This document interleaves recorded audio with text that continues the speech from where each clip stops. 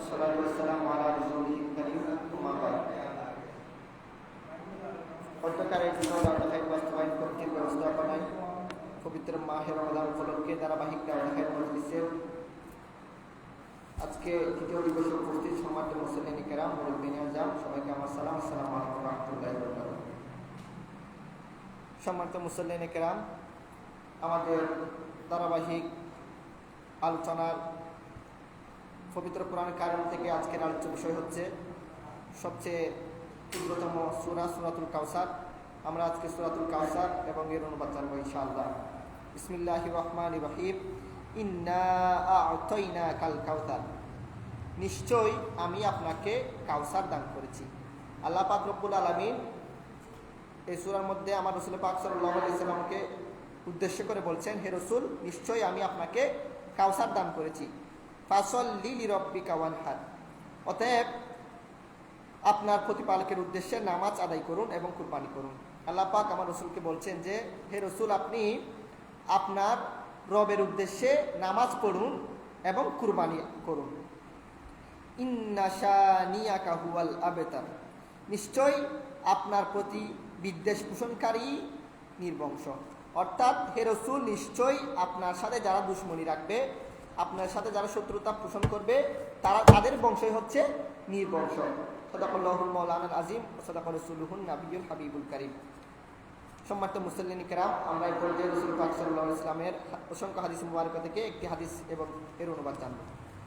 আন আবি হুরায়রা রাদিয়াল্লাহু তাআলা قال قال رسول الله صلى الله عليه وسلم লিকুল্লি শাইইন যাকাতিন ওয়া যাকাতুল জাসাদি আস-সাওম। অর্থাৎ হযরত আবু হুরায়রা রাদিয়াল্লাহু তাআলা হতে বর্ণিত, রাসূল পাক সাল্লাল্লাহু আলাইহি ওয়াসাল্লাম ইরশাদ করছেন যে প্রত্যেক জিনিসের যাকাত আছে, প্রত্যেক সম্পদের যাকাত আছে, আর দেহের শরীরের যাকাত হচ্ছে রোজা। সুবহানাল্লাহ। অর্থাৎ প্রত্যেকটা সম্পদ, আল্লাহ যে আমাদেরকে সম্পদ দিয়েছেন, প্রতিটা সম্পদের কি আছে? যাকাত আছে, যাকাত দিতে হয়। যে কিন্তু আমাদের শরীর যে আছে, এই শরীরের যাকাত হচ্ছে কি? রোজা। সুবহানাল্লাহ। এই হাদিসে রোজাকে দেহের যাকাত রূপে গণ্য করে মুমিন নরনারীদের সুসংবাদ দেওয়া হলো, যেভাবে যাকাত আদায়ের মাধ্যমে সম্পদ পবিত্র, ধ্বংসের হাত থেকে নিরাপদ এবং বৃদ্ধিপ্রাপ্ত হয়, তেমনি রোজা পালনের মধ্যে দিয়ে দেহ পাপ পঙ্কিলতার কালিমা হতে পবিত্র, স্বাস্থ্যহানিকার রোগব্যাধি হতে মুক্ত এবং আত্মিক শান্তি বৃদ্ধি পায়।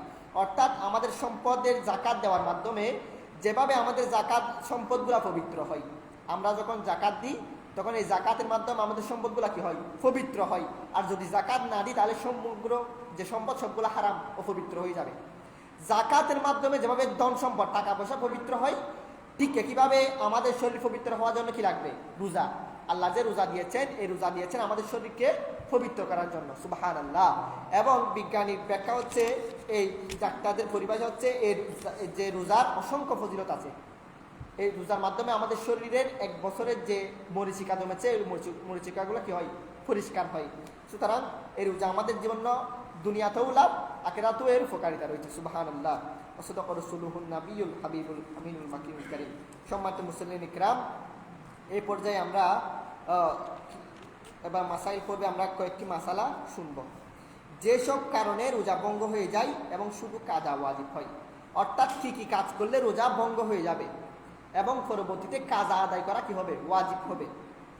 আচ্ছা, এক নাম্বার, কোনো রোজাদার রোজা অবস্থায় ইচ্ছা করে কোনো অখাদ্য বস্তু যেমন মাটি, ঘাস, তুলা, কাগজ, কাঠ, পাথর ইত্যাদি ভক্ষণ করলে, কোনো রোজাদার রোজা অবস্থায় কোনো অখাদ্য বস্তু, খাদ্য বস্তু না, যেগুলো খাওয়া যায় না, অখাদ্য বস্তু বলতে মাটি, রোজা রেখে কেউ মাটি খেয়ে ফেললো, অথবা কাগজ, অথবা তুলা, অথবা গাছ, কাঠ, অথবা পাথর, যেগুলো খাবার বস্তু নাই, এগুলা যদি ইচ্ছাকৃতভাবে কেউ খেলো তাহলে রোজা ভেঙে যাবে এবং পরবর্তীতে একটি রোজার বিনিময়ে একটি রোজা রাখতে হবে। কিন্তু মাসালা হচ্ছে, যদি কেউ ইচ্ছাকৃতভাবে খাদ্য খায়, খাবার যেগুলো আমরা খাই, ভাত, পানি, যে এই জাতীয় খাবার যদি খাই, খাদ্য জাতীয় বস্তু, তাহলে একটা রোজার বিনিময়ে একটা রোজার সাথে 60টা কাফারা দিতে হবে। এটা হচ্ছে খাদ্য জাতীয় বস্তু খেলে। কিন্তু যেগুলা খাওয়া যায় না, মাটি খাওয়া যায় না, কিন্তু কেউ যদি ইচ্ছা করে মাটি খেলো, তাহলে মাটি খেলে রোজা ভেঙে যাবে, একটা রোজার বিনিময়ে একটা রোজা রাখতে হবে। অখাদ্য বস্তু যেগুলো খাওয়া যায় না, সেরকম বস্তু যদি কেউ রোজা অবস্থায় খায়, রোজা ভেঙে যাবে, একটা রোজার কয়টা রোজা রাখতে হবে? একটা রোজা রাখতে হবে। আচ্ছা, কুলি করার সময় হঠাৎ পানি পেটের ভিতরে প্রবেশ করলে, আমরা যখন উজু করার সময় কুলি করার সময় যদি অনিচ্ছাকৃতভাবে, আমরা ইচ্ছা করে মানে ভিতরে ঢুকাই না, কিন্তু অনিচ্ছাকৃতভাবে যদি কোনো কারণে পানি ঢুকে যায়, তাহলে রোজা ভেঙে যাবে। একটা রোজার বিনিময়ে কয়টা রোজা? একটা রোজা রাখতে হবে রমজানের পরে। কিন্তু কে যদি ইচ্ছা করে পানি খায়, ইচ্ছা করে যদি রোজা ভেঙে ফেলে, তাহলে একটা রোজার বিনিময়ে একটা রোজার সাথে 60 টাকা পাওয়া দিতে হবে, লাগাতার 60 দিন রোজা রাখতে হবে, অথবা 60 জন মিসকিনকে খাবার খাওয়াতে হবে। এটা হচ্ছে মাসালা। কেউ যদি অনিচ্ছাকৃতভাবে পানি ভিতরে প্রবেশ করে কুলি করার সময়, তাহলে একটা রোজার বিনিময়ে একটা রোজা কাজ আদায় করবে। জি,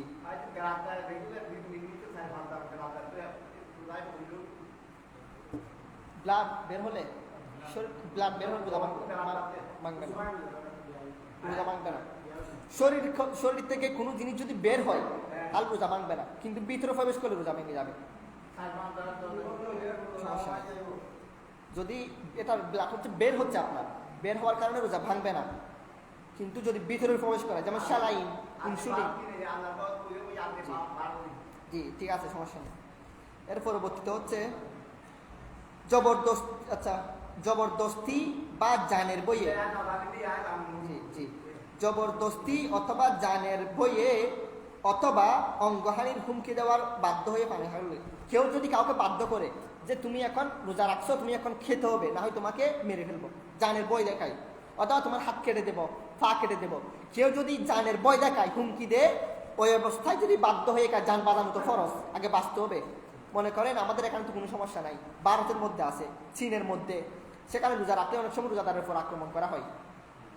ওই অবস্থায় যেখানে মুসলিমের সংখ্যা বেশি, সেখানে যদি কেউ কোনো রোজাদার যদি রোজা রাখার পর যদি জানের ভয় থাকে, যে রোজা রাখার পর যদি কেউ যদি বলে যে রোজা ভেঙে ফেলে এখন, না হয় তোমাকে আমি গুলি করে দেবো, তোমাকে হত্যা করবো, অথবা তোমার হাত কেটে দেবো, ওই বয়ে যদি সে পানাহার করে কিছু খেয়ে ফেলে, পরবর্তীতে একটা রোজার বিনিময়ে একটা রোজা, ওই রোজাটা কি করে দিবে? কাজা আদায় করে দিতে হবে, এটা ওয়াজিব। আচ্ছা, বাধ্য হয়ে স্ত্রী সহবাস বা যৌনসঙ্গম করলে, কোনো কারণে যদি বাধ্য হয়ে কেউ স্ত্রী সহবাসে লিপ্ত হয় দিনের বেলায় রোজা রেখে বাধ্য হয়ে, তাহলে তার রোজা ভেঙে যাবে। এবং ইচ্ছাকৃতভাবে যদি লিপ্ত হয়, তাহলে কাজা কাফারা দুটোটা দিতে হবে। কিন্তু যদি বাধ্য হয়ে হয় কোনো কারণে, তাহলে একটা রোজার বিনিময়ে একটা রোজা কাজা আদায় করবে। না, সমস্যা হবে না, সমস্যা হবে না। জি, জি, শরীর থেকে কোনো জিনিস বের হলে রোজা ভাঙবে না, শরীরের ভিতরে প্রবেশ করলে রোজা ভেঙে যাবে। যেমন স্যালাইন, ইনসুলিন, এগুলা শরীরের ভিতরে প্রবেশ করানো হয়, সেজন্য এগুলোর কারণে রোজা নষ্ট হবে। নিদ্রা অবস্থায় রোজাদারকে কেউ কোনো খাদ্য বস্তু আহার করালে, তবে শর্ত হলো সে যে জাগ্রত হওয়ার পর রোজাদারের ব্যাপারে ওয়াকিফ হাল বা অবহিত হতে হবে। নিদ্রা অবস্থায় কোনো রোজাদার রোজা রেখে যে নিদ্রা গিয়েছে, ঘুমাইছে, ঘুমানোর পর ঘুম অবস্থায় অন্য কেউ এসে তাকে খাবার খাওয়াই দেয়, খাদ্য বস্তু, মনে করেন আপনি ঘুমাইছেন, আপনাকে এসে কেউ মুখের মধ্যে পানি ঢুকাই দিল, আপনার ভিতরে সেটা প্রবেশ করেছে, তাইলে পরবর্তীতে ঘুম থেকে জাগ্রত হওয়ার পর যখন আপনি জানতে পারবেন যে আপনাকে কেউ ঘুমের মধ্যে কিছু খাওয়াইছে, তাইলে আপনার রোজাটা ভেঙে যাবে, একটা রোজার বিনিময়ে একটা রোজা রাখতে হবে। কিন্তু যে রোজার অবস্থায় কেউ ঘুমানোর পর যদি ওই ব্যক্তিটা ঘুম থেকে ওঠার পর বুঝতে না পারে তাকে কিছু খাওয়ানো হলো, সে যদি ওয়াকিফ হাল না হয়, তাহলে তার রোজা ভাঙবে না, রোজা কন্টিনিউ করতে পারে, সে তো জানে না। ঘুমানোর পর কেউ যদি ঘুম অবস্থায় কিছু খাওয়ালো তাকে, অথবা পানি পান করালো, ঘুম থেকে জাগ্রত হওয়ার সাথে সে বুঝতে পারলো যে তাকে কিছু খাওয়ানো হয়েছে, তাহলে তার রোজাটা কি হলো? নষ্ট হয়ে গেল। পরবর্তীতে একটা রোজার বিনিময়ে একটা রোজা রমজানের পরবর্তী সময়ে সে আদায় করে দিবে। আচ্ছা, বৃষ্টির পানি অথবা উল্লেখযোগ্য পরিমাণ ঘাম অথবা অশ্রু মুখে পড়ার পর তা গিলে ফেললো। বৃষ্টি হচ্ছে প্রচুর পরিমাণে, আপনি বাইরে বের হয়েছেন, তখন আপনার বৃষ্টির এক ফোঁটা পানি এসে মুখের মধ্যে ঢুকলো, অথবা কোনো কারণে পেটে চলে গেল, রোজা নষ্ট হয়ে যাবে। আচ্ছা, খুব বেশি গরম পড়ছে, আপনি বাইরে বেরোয়েছেন, পরিশ্রম করতেছেন, গামের এক ফোঁটা যদি গাম না মুখে পড়লো, মুখে পড়ার পর সেটা আপনি গিলে ফেললেন, তাহলে আপনার রোজা নষ্ট হয়ে যাবে। অথবা বেশি কান্না করার কারণে চোখের পানি চুপ বেয়ে মুখের মধ্যে পড়ার পর আপনি তা গিলে ফেললেন, উল্লেখযোগ্য যতটুকু পরিমাণ হলে আপনি অনুভব করতে পারছেন যে আপনার মুখের মধ্যে কিছু গিয়েছে, এক ফুটা হলে তো অনুভব করতে পারবেন, তাহলে সেটা আপনার রোজাটা কি হয়ে যাবে, নষ্ট হয়ে যাবে। পরবর্তীতে একটা রোজা আপনাকে কাজা আদায় করে দিতে হবে, এটা হচ্ছে ওয়াজিব, অনিচ্ছাকৃতভাবে হলে। আচ্ছা, কানে তরল পদার্থ অথবা তৈল প্রবেশ করালে, কানে ড্রপ অথবা তেল কানে যদি কেউ দেয় তাহলে রোজা কি হয়ে যাবে, ভেঙে যাবে। কানে অনুরূপভাবে চুকে দিলেও, চুকের ড্রপও চুক থেকে পেটে চলে যায়, নাকের ড্রপ, কানের ড্রপ, কারণ নাক, চুক, কান এগুলার সাথে পেটের সম্পর্ক আছে, এগুলাকে কোনো জিনিস তরল পদার্থ যদি দেয় তাহলে সেটা পরবর্তীতে কোথায় চলে যাবে, পাকস্থলিতে চলে যাবে। সেজন্য রোজা অবস্থায় কোনো ধরনের ড্রপ, কোনো ধরনের তেল, কোনো ধরনের পানি নাক, চুক এবং কানে কেউ যদি দেয় সেটা পরবর্তীতে পাকস্থলিতে চলে যাবে, সেজন্য রোজা কি হয়ে যাবে, নষ্ট হয়ে যাবে। সেজন্য কোনো ধরনের ড্রপ, ওষুধ এগুলা রাতের বেলায়, অর্থাৎ যখন রোজা রাখে না তখন দিতে হবে এগুলা না। আচ্ছা, যদি কেউ দেয় তাহলে রোজা নষ্ট হয়ে যাবে, পরবর্তীতে একটা রোজা কাজা আদায় করতে হবে।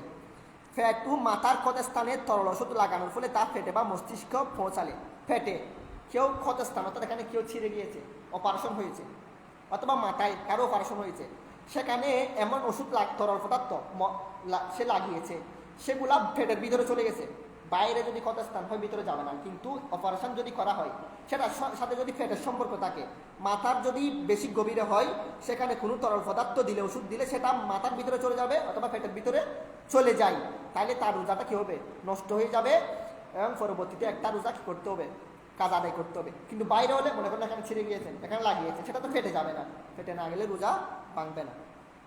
আচ্ছা, অনিচ্ছাকৃতভাবে মুখ ভরে বমি আসলে অথবা পুনরায় গিরে ফেললে, অনিচ্ছাকৃতভাবে কোনো কারণে মুখ ভর্তি হয়ে কি আসলে, একটু করে বমি আসলে রোজা ভাঙবে না।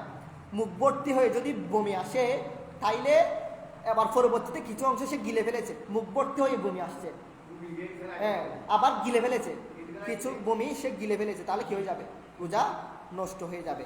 এবং পরবর্তীতে একটা রোজার বিনিময়ে একটা রোজা কাজা আদায় করতে হবে। সম্মানিত মুসলিম কেরাম, আমরা এখানে প্রায় 27টি মতো আছে রোজা কি কারণে রোজা ভেঙে যাবে, কাজা ওয়াজিব হবে, আমি সেখান থেকে 9টা এখানে বললাম, পরবর্তী দিনে বাকিগুলো বলা হবে ইনশাআল্লাহ। আমরা যা বলেছি সেগুলো আমাদেরকে আমল করার তৌফিক দান করুন। সবাই যারা উপস্থিত হয়েছেন প্রত্যেকের উপস্থিতি কবুল করুন, আমিন। ওয়া আখিরু দাওয়ানা আলহামদুলিল্লাহি রাব্বিল আলামিন। আসসালামু আলাইকুম ওয়া রাহমাতুল্লাহি ওয়া বারাকাতুহু।